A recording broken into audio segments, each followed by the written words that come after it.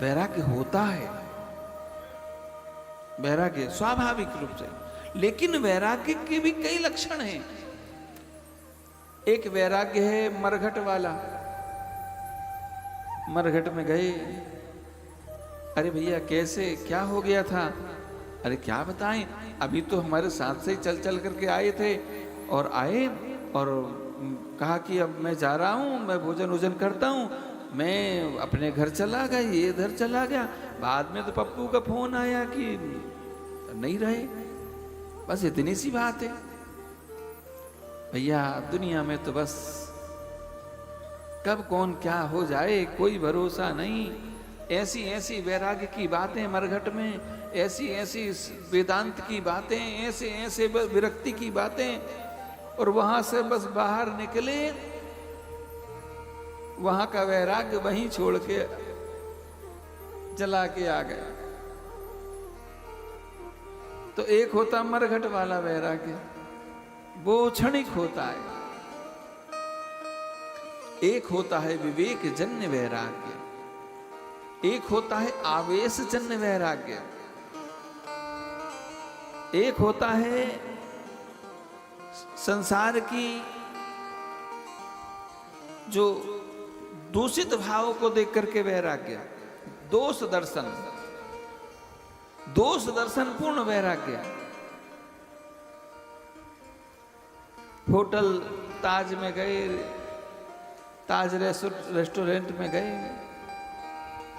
जाकर के ऑर्डर किया, लेकिन किसी ने कहा कि थोड़ा सा हाथ धुल करके भी तो आ जाओ। हाथ धोने गए और जो वहां का रसोई को पकाने का तरीका देखा, हे भगवान, नहीं खाना हमको, तो नहीं खाना। ये क्या है? ये दोष दर्शन वाला वैराग्य। विवेक जन वैराग्य क्या है? विवेक जन शास्त्रों की बातों को सुन करके और आपको ये ज्ञान हो जाए कि क्या त्याग करना चाहिए, किसे स्वीकार करना चाहिए, क्या जीवन में होना चाहिए, क्या जीवन में नहीं होना चाहिए, क्या करना चाहिए, क्या नहीं करना चाहिए। सद असद का विवेचन, यही वैराग्य, यही विवेक है।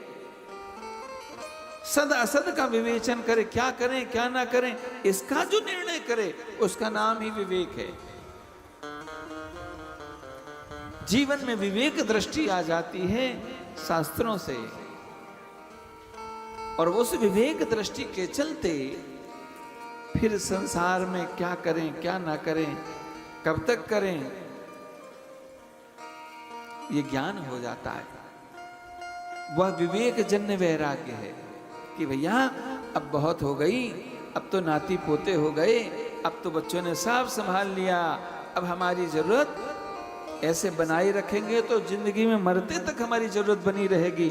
नहीं नहीं, अब बहुत हो गई, अब तो भागवत श्रवण करना चाहिए, अब तो वृंदावन की यात्रा करना चाहिए, अब तो तीर्थों की यात्रा करेंगे, अब तो 2 घंटे रोज भजन का समय निकालना ही निकालना है,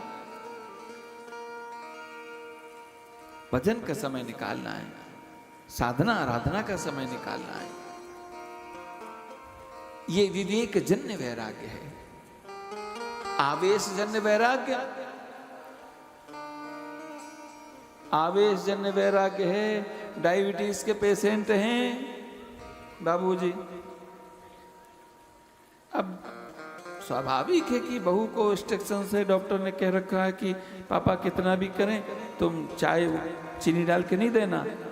हाँ, अब बिना चीनी की चाय दे दिए, अब तुम बहुत बड़ी डॉक्टर बन रही हो, ये कोई स्वाद आ रहा है?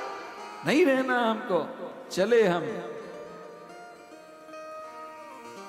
चले गए, 2 घंटे के बाद फिर लौट करके आ गए। वो तो मुझे छोटे वाले की याद आ रही थी इसलिए आ गया, हाँ, नहीं तो मैं आने वाला था क्या। हाँ, आवेश जन्य वैराग्य।